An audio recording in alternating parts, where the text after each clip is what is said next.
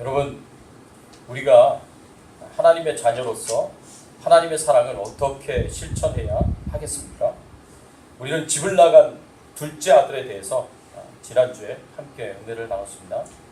집을 나간 둘째 아들이 아버지로부터 유산을 물려달라고 해서 물려받은 그 유산을 가지고 밖에 나가 허랑방탕하게 외국에서 다 탕진해버렸습니다. 그리고 아버지에게로 집으로 돌아오게 되는데, 아버지가 돌아오는 아들의 모습을 보면서 마을 사람들에게 붙잡혀서 이 패자자 의식을 행함으로 수치와 모욕을 당하고 심지어는 죽음을 당하게 될 그런 위험이 있을까봐 그냥 100m 달리기 하듯이 달려가가지고 그 아들을 어떻게 했습니까?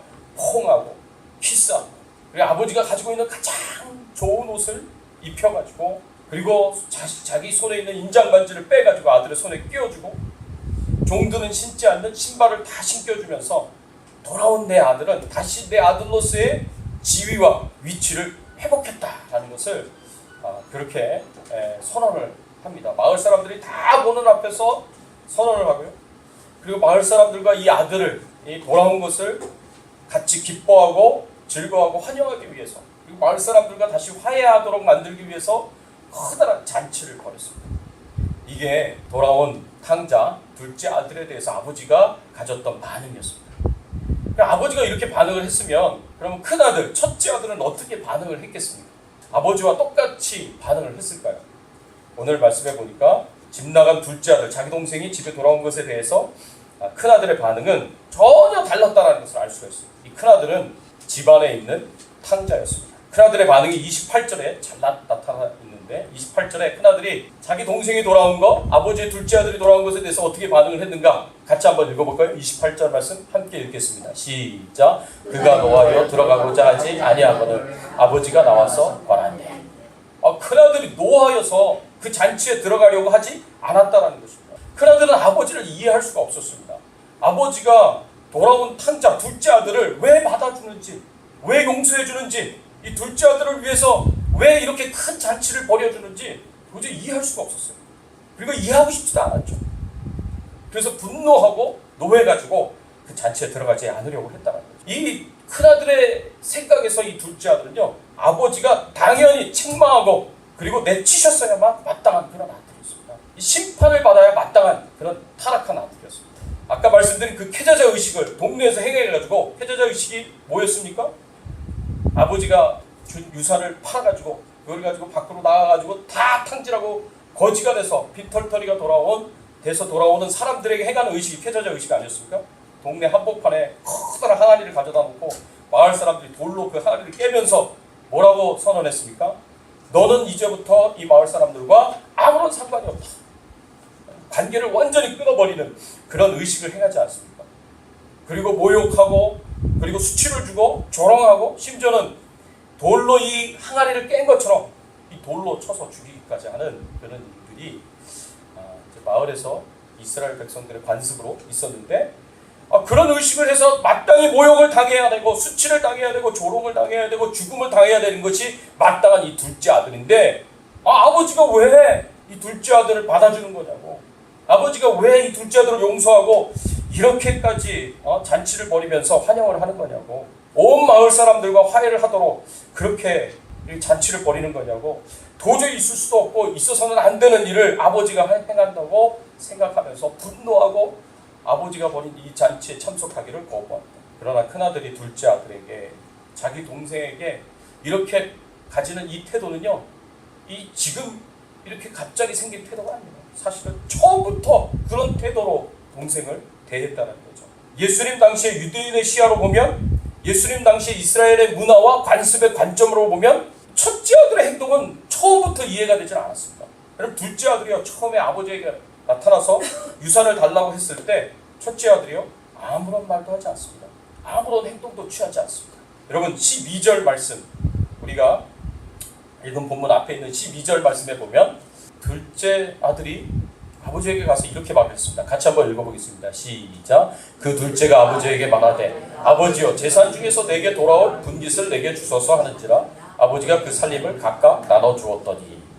우리가 보기에는 그저 간단하게 설명을 해놨기 때문에 그 행간에 담겨진 의미를 우리는 다 보기가 어렵습니다. 그렇지만 예수님 당시의 유대인들이 이 말씀을 보면 이거 좀 이상한데? 라고 생각할 만한 부분들이 있어요. 그게 뭐냐면 둘째 아들이 아버지가 돌아가시기 전에 재산을 물려달라고 그랬습니다. 재산을 물려달라고 하는 것은 어떤 의미를 가진다고 말씀드렸습니까? 재산을 물려달라는 것은 아버지 좀 빨리 돌아가셨으면 좋겠습니다. 제가 아버지가 돌아가실 때까지 기다릴 수가 없으니까 아버지 유산을 지금 당장 물려주세요 라고 말하는 거하고 똑같다고 말씀드렸습니다. 이거는 아들이 아버지에게 수치를 주는 것이고 모욕을 주는 것이고 아버지에게 수치와 모욕을 주는 거예요. 이거는 아버지와 아들과의 관계가 깨질 수 있는 굉장히 위험한 이야기를 둘째 아들이 아버지에게 한 것입니다. 이런 상황이 되면 유대인들은 당연히 무슨 생각을 하느냐? 이렇게 가정에 갈등이 생겼고 아버지 아들 사이에 불화가 일어나는 이런 일들이 생겼으면 당연히 첫째 아들이 이 부분에 개입해가지고 아버지와 아들, 둘째 아들과의 관계를 회복시켜줘야 되는데 개입해서 중재해야 되고 중재자의 역할을 해야 되는데 큰아들은 여기서 아무 말도 하지 않는 거예요. 큰아들은 여기서 아무런 행동도 하지 않는 거예요. 중재자의 역할을 하지 않습니다. 그래서 유대인들이 여기서 이상하게 생각할 만한 부분은 왜 큰아들이 가정이 이런 상황까지 됐는데도 불구하고 이 문제에 개입해서 중재자 역할을 하지 않느냐. 당연히 중재자 역할을 기대하고 있는데 하지 않는 거예요. 그 당시 때 고대 이스라엘 사회에 또 중동 지방의 문화와 관습을 보면 가족 안에 두 사람 안에 갈등이 생기고 불화가 생겼어요. 마을 안에 사람들과 사람들 사이에 갈등이 생기고 불화가 생겼어요. 그러면 당사자 간에 직접적으로 해결하지 않습니다. 절대 해결하지 않습니다. 왜냐하면 그러다가 어떤 한 사람이 체면을 상하는 일이 생기거나 상처가 더 커진다 그러면 이건 해결할 방법이 없어요. 그러니까 항상 두 사람 간에 불화가 생기고 갈등이 생기면 여러분 이스라엘의 관습에서도 그렇습니다. 항상 중재자를 세워요. 항상 중재자. 양쪽 사람이 다 신뢰할 수 있고 양쪽 사람이 다 가까운 사람을 세워서 그 중재자가 어떻게 해요? 양쪽을 오가면서 서로의 이야기를 들어보고 서로 원하는 걸 들어보고 그리고 그 중간에서 그 문제를 해결하려고 노력을 한다는 거죠. 그래서 누구 승자도 없고 패자도 없이 서로 원하는 것들이 원한 만하게 잘 이루어져서 어떻게 해요? 공적인 모임을 만들어가지고 그곳에서 양 당사자 간이 나오게 해서 서로 어떻게 해요? 악수하고 허가하고 피스하고 화해하도록 그렇게 만들어주는 그런 역할을 하는 중재자를 반드시 세웁니다. 그런데 집안에 문제가 생겼어요. 둘째 아들이 아버지에게 와가지고 엄청난 모욕적인 말을 하고 수치스러운 말을 한 거예요. 그 당시 때 사람들이라면 도저히 인정하고 받아들일 수 없는 그런 말들을 한 거예요. 이런 상황에서 어떻게 해야 하겠습니까? 여러분 그 당시 때 유대인들이라면 가족들이라면 전부 다 모든 사람들이 이 큰아들이 개입해서 중재자가 되어가지고 이 문제를 해결해 줄 것을 기대한다. 그걸 기다린다고.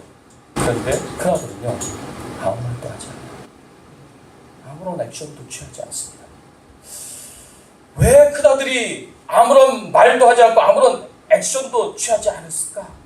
왜 이런 상황까지 오게 되었을까? 큰아들이 중재자로 나서서 해야 할 일들이 있었어요. 어떤 일이었냐면 아버지가 둘째 아들을 얼마나 사랑하는지 이 둘째 아들에게 가서 이야기했어야만 했어요. 동생아, 아버지가 너를 얼마나 사랑하시는데 네가 어떻게 이렇게 행동할 수가 있니? 너 지금 떠나면 너 다시 아버지 볼 수 있는 기회 없을 거야. 아버지 벌써 나이가 드시는 노인이 아니야. 이렇게 떠나면 어떡하니? 네가 이렇게 떠나면 너 어머니는 어떻게 하실 거야? 어머니는 매일 너를 그리워하면서 기다리다가 눈물로 세월을 보내고 쓰러져서 어머니도 어떻게 될지 모르는 그런 상황이 되지 않겠니? 우리 가족들 중에 어느 누구도 네가 이렇게 떠나는 거 원하지 않는다. 우리는 네가 이 집에 있었으면 좋겠다. 당연히 그런 말을 해야 되잖아요. 당연히. 그런데 그런 말을 하지 않습니다. 아무런 액션을 취하지 않습니다. 왜? 그러고 싶지 않은 거예요. 그렇게 하고 싶지 않. 왜 그렇게 하고 싶지 않냐? 이 큰아들은 자기 동생과 관계가 이미 깨져버리고 관계가 깨져버렸어요. 더 이상 동생이 뭘 하든지 밖에 나가서 어떻게 살든지 뭘 하든지 아무런 관심이 없어요. 이 동생을 위하여서 어떤 좋은 말도 하고 싶지 않은 거예요. 이 동생을 위해서 어떤 좋은 일도 하고 싶지 않은 거예요. 그게 이 큰아들의 마음이었어요. 그러면 우리가 이런 질문을 던질 수가 있습니다. 동생과 관계가 깨졌어요. 동생을 싫어해요. 동생을 미워해요. 동생을 증오해요. 동생을 위해서라면 아무것도 하고 싶지 않아요. 어떤 좋은 일도 하고 싶지 않아요. 그럴 수 있죠. 그러면 동생을 위해서가 아니라 아버지를 위해서 할 수 있잖아요. 그렇죠? 아버지를 위해서. 아버지를 사랑한다면, 아버지를 소중하게 여긴다면 동생을 위해서가 아니라 아버지를 위해서, 아버지 입장에서 이 동생을 설득하고 동생과 아버지 사이를 다시 화해시키려고 하고 가족을 화목하게 평화롭게 만들어야 할 그런 책임과 의무를 행할 수 있지 않습니까? 그런데도 아버지를 위해서도 그렇게 하지 않습니다. 아무런 액션이 없어요. 이거는 무엇을 의미하겠습니까? 이 큰아들이 아버지와의 관계도 깨졌다는 것을 알 수가 있습니다. 아버지와의 관계도 깨져버렸습니다.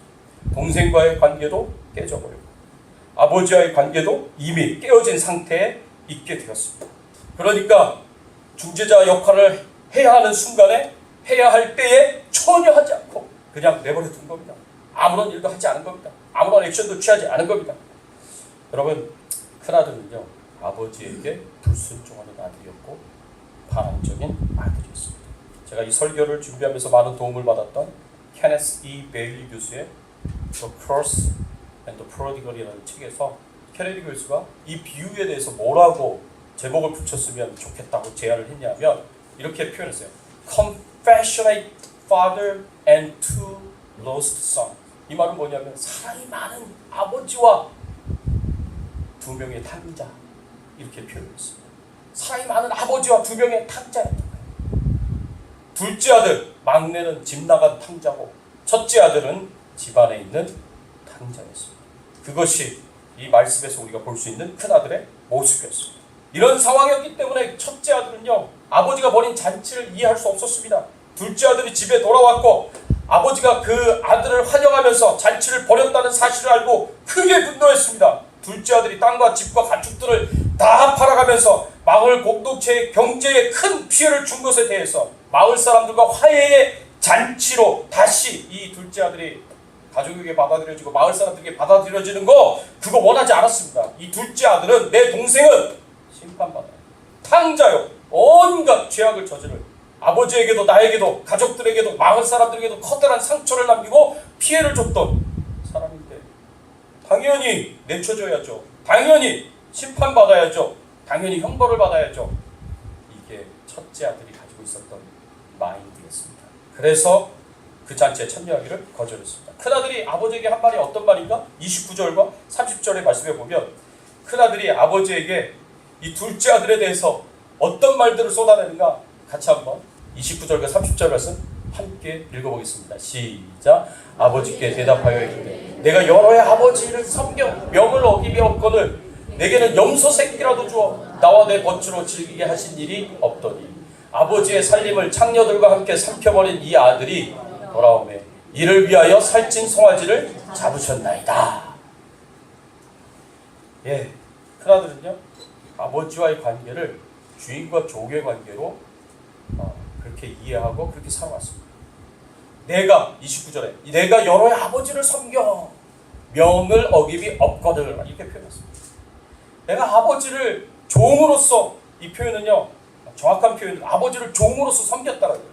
아버지를 아버지로 여기고 자신을 자식으로 여기고 아버지를 섬긴 게 아니라 자신이 아버지를 메스터로 주인으로 여기고 섬겼다라는 거예요. 그래서 명을 어김이 없었다라고 이렇게 표현을 하고 있습니다. 그렇기 때문에 본인이 종의 위치에서 주인을 섬기듯이 아버지를 섬겼기 때문에 자기에게 권리가 있어요. 어떤 권리가 있냐? 자기가 섬긴 것에 대해서 보답을 받을 권리가 있는 겁니다. 아버지는 가족은 사랑으로 서로를 섬기지만 종은 이익을 위해서 섬기는 거예요. 그렇지 않습니까? 자신이 종으로 아버지를 이렇게 섬겼다라는 것은 무엇을 의미하느냐? 아버지 제가 종으로 아버지 그렇게 열심히 섬겼고 아버지 명을 한 번도 어긴 적이 없고 그렇게 충성된 종으로 살아왔는데 아버지 이제 저에게 보답을 하셔야죠. 저에게 대가를 주셔야죠.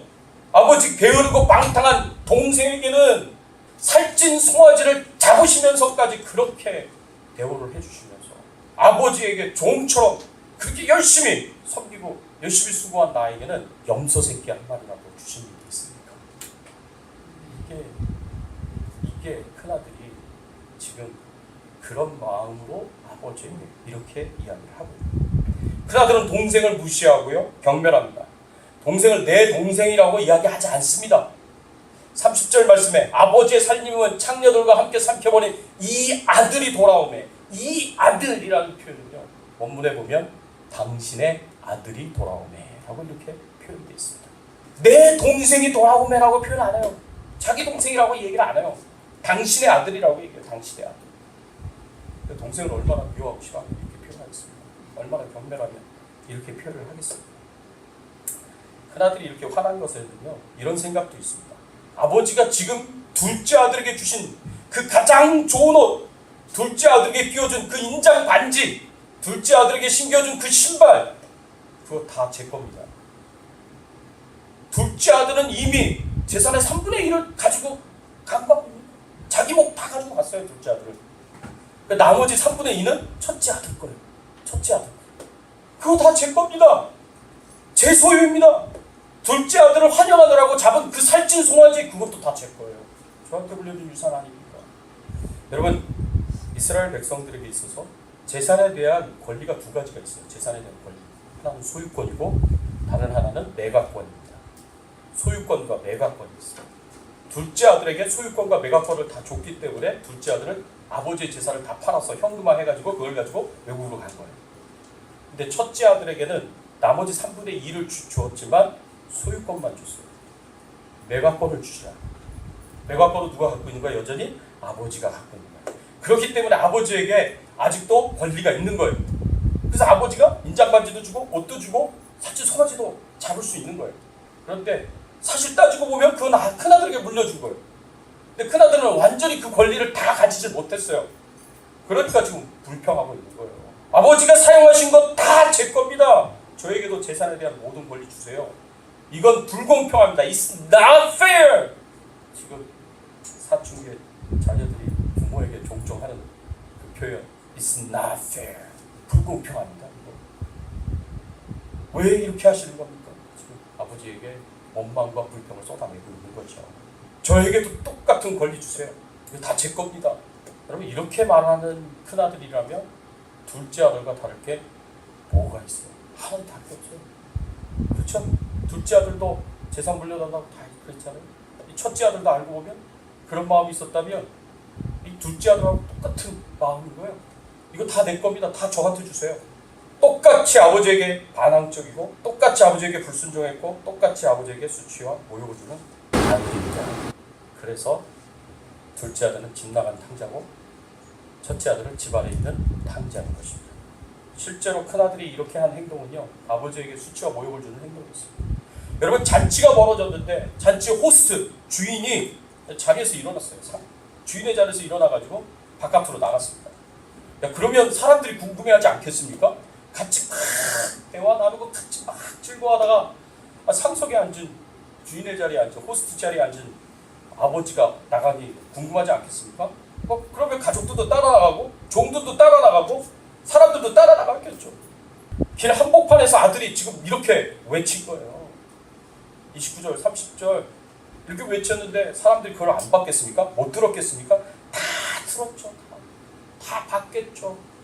이렇게 공개적으로 모든 사람들이 있는 앞에서 아버지에게 불순종하고 아버지에게 모욕을 주고 수치를 주고 반항적이고 반역적인 이렇게 행동하는 첫째 아들, 이 큰아들은 질투와 교만과 쓴마음과 냉소와 분노와 증오와 이기심과 혐오와 자기만족과 자기속임으로 완전히 망가져 있는 상태에 있다라고 우리가 생각할 수 있습니다.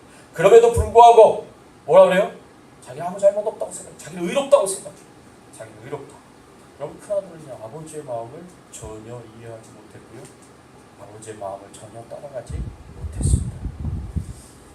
그러나 하나님 아버지의 사랑은 참고 인내하시는 풍성한 사랑이다. 우리가 그렇게 생각할 수 있습니다.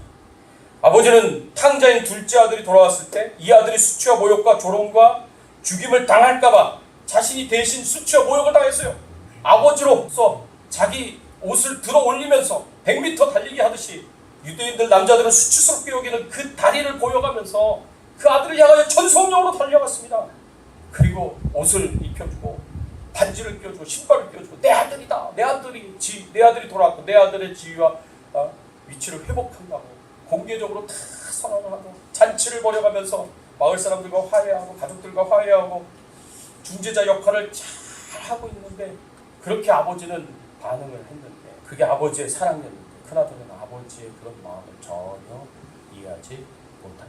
그리고 이해하려고도 하지 않습니다. 그저 동생은 수치와 모욕과 조롱을 당하다가 죽임을 당하는 것이 마땅하다 생각을 합니다. 집안의 탕자였던 큰아들을 위해서 아버지가 한 일이 뭡니까? 잔치를 거부하는 큰아들.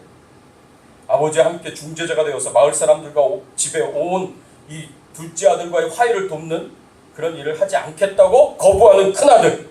아버지가 주재하는 이 잔치에 함께 참석해서 마을 사람들을 대접해야 되는 아들의 역할을 감당하기를 거절하는 큰아들. 이 큰아들의 모든 행위가 아버지에게 수치와 모욕을 주는 행위였음에도 불구하고 아버지는요 분노하지 않습니다. 아버지는 그런 아들에게 화를 내지 않습니다. 당장 저 불순종하는 저 패역한 큰아들을 잡아들여서 결박시키고 옥에 가두라. 내가 이 잔치가 끝나고 난 뒤에 처리하겠다 라고 말을 할 수 있는데도 불구하고 그렇게 하지 않아요. 어떻게 아버지가 행동하는지 28절 말씀 같이 한번 읽어보겠습니다. 함께 읽겠습니다. 시작. 그가 노하여 들어가고자 하지 아니하거늘 아버지가 나와서 권한대. 아버지가 나와서 권했다라고 이렇게 표현했습니다. 이 권한다라는 표현은요 plead라고 이렇게 표현되어 있습니다. 그 표현은 간청했다라는 표현입니다. 간청했다. 아버지가 이 큰아들에게 간청했어요. 정말 안타까운 마음 가지고 이 큰아들에게 간청했어요. 아들아, 제발 이 아버지 말 좀 들어라. 같이 들어가자. 아버지 말 좀 들어줘. 네 동생이 왔잖아. 아버지 말 좀 들어줘. 같이 들어가자 라고 이 아버지가 간청 31절 32절 아버지가 뭐라고 이 아들에게 간청했습니까? 함께 한번 읽어보겠습니다. 시작. 아버지가 이르되 예 너는 항상 나와 함께 있으니 내 것이 다 내 것이다. 이 내 동생은 죽었다 살아났습니다. 내가 잃었다가 얻었기로 우리가 즐거워하고 기뻐하는 것이 마땅하다 하니라. 내가 가진 건 다 내 것이 아니야. 네 동생이 죽었다 살았고 잃었다가 다시 찾았을 때 당연히 가족이라면 기뻐하고 즐거워하는 것이 당연하지 않겠냐. 아들아 네 말 좀 들어. 같이 들어가자 라고 간청을 했습니다. 여러분 이 비유는 아버지의 간청으로 맞춰집니다. 큰아들이 어떻게 행동을 했는지 요 다음에 큰아들의 반응이 뭐였는지 예수님이 그 결론까지 말씀을 해주시지 않습니다.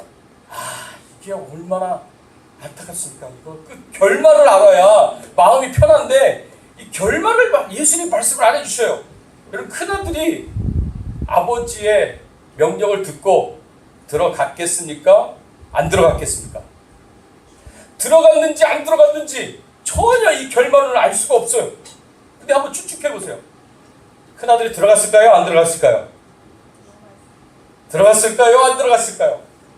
이 정도까지 주님이 얘기하셨으면 이 정도까지 아버지가 얘기했으면 들어갔겠거니 라고 생각할 수 있겠지만 여러분 이것을 정확하게 좀 추측을 하려면 이 본문이 기록된 상황, 배경을 좀 알면 조금 더 잘 알 수가 있습니다. 이 본문이 기록된 배경은요 누가복음 15장 1절과 2절 말씀에 나옵니다. 1절과 2절 말씀에 이런 표현이 있습니다. 누가복음 15장 1절 2절 모든 세리와 죄인들이 말씀을 들으러 가까이 나오니 바리새인과 서기관들이 수군거려 이르되 이 사람이 죄인을 영접하고 음식을 같이 먹는다 하더라. 이것 때문에 예수님이 이 비유의 말씀을 주신 거예요. 그 앞에도 쭉 비유로 말씀하셨고 모든 세리와 죄인들이 예수님 앞에 나왔어요. 여러분 세리와 죄인들은요 유대인들 일반적인 유대인들은 다 죄인으로 알고 다 가까이 하려고 하지 않는 그런 소외된 자들이에요. 이 사람들은 죄를 밥 먹듯이 찢는 타락한 자들이라고 생각해서 소외시키고요. 또는 이 사람들의 직업이 부정한 일을 하는 직업이기 때문에 이런 직업을 가지고 있는 사람들과 가까이 하면 안 된다고 생각하고 소외시킵니다. 그래서 이런 사람들에게는요, 참정권이 없어요. 참정권은 투표권이에요. 투표권. 투표할 수 있는 권리가 없어요. 이런 사람들은 법정의 증인이 될 수 있는 권리가 없습니다. 이런 사람들에 대해서 유대인들이 장로들의 유전, 이 사람들이 이야기하고 있는 규정들을 만들었는데 그 규정들 중에 어떤 내용들이 있냐면 어떤 땅의 사람에게 이 땅의 사람, 이런 사람들을 가리켜서 땅의 사람이라고 불렀어요. 땅의 사람에게 돈을 맡겨서는 안 되고 그들의 증언을 받아들여서도 안 되고 그와 비밀을 나누어도 안 되고 그를 고아들의 보호자로 세우지 말고 자선금의 관리자로 삼지 말고 여행에서 그들과 동반해서도 안 된다. 그들과 식사하는 것도 안 된다. 하고 그 말씀. 여러분 이거는 유대인들 사회에서 추방시킨다. 그러니까 권리가 없고 시민으로서의 권리가 박탈당한 사람들. 그런 사람들이 바로 세리와 죄인들이에요. 이런 사람들은 모든 유대인들이 가까이 하려고 하지 않는 거예요. 그런데 이런 유대인들이 예수님을 그리워하고 예수님의 말씀을 듣고 싶어서 예수님 앞에 나온 거예요. 그런데 예수님이 당연히 유대인들이 보기에는 바리새인과 서기관들이 보기에는 당연히 예수님이 거절해야 된다고 생각하는데 거절하지 않으시는 거예요. 오히려 그들을 영접하고 음식을 같이 먹으면서 그들과 같이 뭐 하시는 거예요? 교제하고 계시는 거예요. 이런 것을 이해할 수 없다라는 거죠. 이것을 받아들일 수 없다라는 거죠. 저 세리와 저 죄인들은 하나님의 심판을 받아 마땅한 자들이고 하나님의 심판을 받아서 지옥의 뜰감으로 쓰여져야 할 존재들이 분명한데 왜 예수님은 저 사람들을 영접하는 거야? 왜 예수님은 저 사람들과 같이 식사하면서 교제를 나누는 거야? 있을 수 없는 일을 받아들일 수 없는 일을. 그 유대인들과 서기관들의 관점이었습니다. 누구의 관점하고 똑같습니까? 큰아들의 관점하고 똑같습니다. 큰아들이, 둘째 아들은 내쳐져야 되고 심판받아야 되고 형벌을 받아야 된다고 생각을 했는데 마땅히 죽음으로 다스려야 된다고 생각했는데 아버지가 그렇게 하시지 않으시구나. 저 죄인들과 세리들 마땅히 배척당하고 거부당하고 마지막 때 하나님의 심판받아서 지옥에 가야 할 영혼들인데 그런 영혼들을 왜 영접해? 왜 음식을 같이 먹고 교제해? 이해할 수 없다는 거죠. 받아들일 수 없다는 거죠. 이 말씀 때문에 예수님께서 탕자의 비유에 말씀을 주셨습니다. 대답을 주십니다. 여러분 우리 예수님은요 죄인들이 예수님에게 가까이 오면은요 절대 거절하지 않았습니다. 거부하지 않았습니다. 요한복음 6장 37절의 말씀에 보면 함께 한번 읽어보겠습니다. 시작. 아버지께서 내게 주시는 자는 다 내게로 올 것이요 내게 오는 자는 내가 결코 내쫓지 아니하리라. 여러분 이 죄인들, 이 세리들 하나님 아버지께서 예수님께로 보낸 사람들이에요. 하나님 아버지가 보낸 자들을 나는 절대로 내쫓지 않겠다고 예수님이 선언하셨어요. 마태복음 9장 13절 나는 의인을 부르러 온 것이 아니요 죄인을 부르러 왔다. 난 죄인을 부르러 이 땅에, 죄인을 구원하기 위해서 이 땅에 왔으니까 죄인을 만나는 거죠. 죄인을 만나서 그들과 함께 식사교제하고 하나님 나라의 말씀을 전하시고 선포하시는 거죠. 그러니까 마태복음 21장 31절에 뭐라고 예수님께서 말씀하셨습니까? 함께 읽겠습니다. 시작. 내가 진실로 너희에게 이르노니 세리들과 창기들이 너희보다 먼저 하나님 나라에 들어가리라. 바리새인들과 서기관들이 이 큰아들의 마인드를 가지고 있는 그런 상태에서는 어떻게 하나님 나라에 들어갈 수 있다는 거예요? 못한다는 거예요? 못 들어간다는 거예요. 누구 들어간다고요? 돌아온 탕자들은 들어가. 세리와 창기들과 같이. 사랑하는 성도 여러분, 큰아들이 잔치에 참여했겠습니까? 안 했겠습니까? 예수님은 이 비유에서 열린 결말로 끝을 냈지만 그것이 큰아들의 선택에 달린 일이었지만 큰아들이 어떤 선택을 했을까 추측을 하면 큰아들은 그 잔치에 들어가지 않았습니다. 왜? 큰아들인 서기관과 바리새인들이 예수님을 십자가에 못 박아 죽였기 때문에 그렇습니다. 이것은 곧 무엇을 의미하느냐? 큰아들이 아버지를 죽인 것과 똑같아요. 잔치를 배설하고 잔치에 초대한 아버지를 큰아들이 죽인 것과 똑같습니다. 예수님이 왜 이런 대접을 받으셔야 합니까? 예수님이 이 땅에 오신 목적이 뭐예요? 예수님이 이 땅에 오신 목적은 중재자 역할을 하려고 이 땅에 오셨습니다. 하나님과 세상의 죄인들 간의 관계에 불화가 생겼어요. 세상의 죄인들이 온갖 죄악을 저지르고 우상 숭배한 것 때문에 하나님과의 관계가 깨졌어요. 하나님과의 관계가 불안했어요. 그 불안한 관계에 누구요? 하나님의 아들이신 예수님이 이 땅에 오셔서 직접 개입하셔서 하나님과 세상 죄인들과의 관계를 중재하기 위해서 이 땅에 오셨습니다. 관계를 회복시키고 화목하게 만들기 위해서 이 땅에 오셨어요. 그렇게 하기 위해서 예수님이 감당하신 게 뭐예요? 우리의 모든 죄를 대신 지시고 우리가 받아야 되는 죄값인 죽음을 십자가에서 다 치러주셨어요. 예수님이 그 중재자의 사명을 감당하고 있어요. 예수님은 그렇게까지 하셨는데 사람들은 예수님을 십자가 못 박아버리고 예수님을 십자가 못 박아버렸습니다. 그러면서도 바리새인들과 서기관들은 유대인들은 왜 죄인을 구원하느냐고 항의하는 거예요. 왜 그들을 심판하지 구원했느냐고 불만을 토해내는 거예요. 구원은 우리 몫이고 축복도 우리 몫이고 이 잔치에 참여하여서 누릴 자도 누리는 것도 우리의 몫이고 잔치에 쓰여진 모든 것들도 다 우리의 몫인데 다 내 건데 다 우리 건데 왜 우리 거를 죄인들과 나누냐고 예수님에게 항의하고 불평하고 있는 거예요. 이것이 바로 큰아들의 권리주장입니다. 그런데 그거 아십니까? 진짜 큰아들은 바로 예수 그리스도라는 사실을 아십니까? 하나님의 아들, 하나님의 큰아들, 하나님의 장자는 바로 예수 그리스도예요. 우리는 예수 그리스도 때문에 입양된 하나님의 양자들이고요. 그렇죠? 우리 양자들이 진짜 아들은 예수님 한 분뿐이에요. 진짜 아들은 예수님 한 분뿐이에요.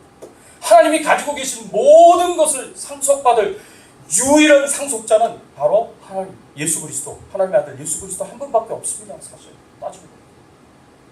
그런데 하나님이 가지신 그 모든 은혜와 축복들을 우리와 함께 나누기 위해서 이 땅에 중재자로 오셨고, 그리고 하나님과 우리 사이를 화목하게 만들고 우리를 하나님의 양자로 양녀로 입양시키기 위해서 우리의 모든 죄를 대신 지시고 우리 대신에 죄값인 죽음을 십자가에서 예수님이 다 치러주셨어요. 예수님이 다 치러주셨어요. 그리고 우리가 하나님의 자녀가 되게 하시고 하나님의 후사가 되고 상속자가 되어서 하나님이 가지신 모든 것들을 함께 상속받을 수 있는 하나님 자녀의 위치로 우리를 끌어올리신 분이 바로 진짜 큰아들 되신 예수님이 하신 중재자 역할이었습니다. 예수님은 자기가 가지고 있는 것 다 내 것이다. 이것도 내 것, 저것도 내 것. 권리 주장하실 수 있죠. 근데 예수님 그 권리 주장 안 하시고 우리 같이 누리자. 같이 가자. 나와 함께 세세토록 왕노릇하면서 살자고. 예수님께서 그렇게 우리들을 하나님 아버지 패밀리에 입양시켜 주시고 하나님과 우리 사이의 관계를 회복시켜 주시고 화목하게 하시는 그 중재자 역할을 감당하셨다는 거죠. 진짜 큰아들은 하나님 아버지의 마음을 알았어요. 그리고 이해했어요.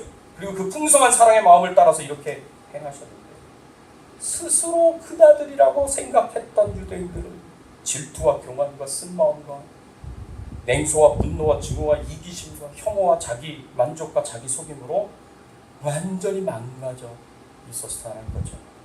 그런데도 불구하고 큰아들은 자기가 의로운 행동을 하고 있다. 항상 의롭게 율법을 열심히 지키려고 애썼으니까 자기는 의로운 삶을 살고 있다고 그렇게 착각 속에서 살아가는 거죠. 유대인 큰아들은 하나님 아버지의 마음을 전혀 이해하지 못했고 따르지 못했습니다. 사랑하는 성도 여러분은 어떠십니까? 여러분은 하나님 아버지의 마음을 이해하십니까? 그래서 진짜 큰아들이신 예수님처럼 기꺼이 중재자가 되어서 이 세상 죄인들과 하나님 사이를 화목하게 하는 자의 삶을 살고 있습니까? 그 죄인들이 아버지의 은혜의 잔치에 참여하도록 여러분들 모든 노력을 다 기울이고 있습니까? 예수님은 십자가에 죽기까지 그 노력을 하셨는데 여러분 어떤 노력을 하고 있습니까? 큰아들처럼 관심도 없고 아무런 액션도 없고 오히려 거부하고 있는 여러분들의 모습은 아닙니다. 여러분 하나님 여러분에게 간청하시는 말씀을 듣고 있습니까? 간청하시는 말씀 그 음성을 듣고 있습니까? 아들아 딸아 제발 나를 좀 이해해라. 내 마음을 좀 이해해라. 같이 들어가자. 아버지 말 좀 들어달라. 여러분들을 향하여 말씀하시고 간청하시는 주님의 음성, 아버지의 음성이 들리십니까? 집안에 갈등이 있고 문제가 생겼을 때 당연히 중재자가 되어야 할 큰아들의 모습, 그게 나의 모습 아닌가요? 세상에서도 그렇고 교회 공동체 안에서도 그렇고 가정에서도 그렇고 갈등이 생기고 문제가 생기면 당연히 화목하게 하기 위해서, 하나 되게 하기 위해서 팔을 걷어붙이고 중재자 역할을 해야 되는 것이 우리 그리스도인의 삶이 아닙니까? 그런데 큰아들처럼 아무 관심도 없고 아무 말도 없고 아무 액션도 없고, 여러분 그러면 그 가정이 어떤 가정이에요? 그냥 엮이는 가정이죠. 그런 교회는 어떤 교회예요? 엮이는 교회죠. 그런 크리스찬은 어떤 크리스찬입니까? 큰아들과 같이 집안에 있는 탕자죠. 끝까지 고집을 꺾지 않고 끝까지 순종하지 않고 끝까지 반항적인 집안에 있는 탕자죠.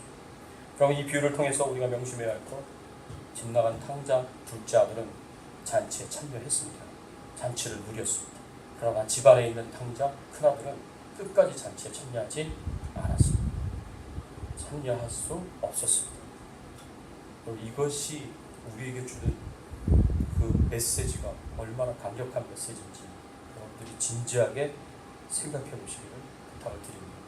여러분이 선택하십시오. 부디 아버지의 마음을 이해하고 따르는 진짜 큰아들 예수님처럼 사실 수 있는 저와 여러분들이 되시기를 예수 그리스도의 이름으로 축원합니다.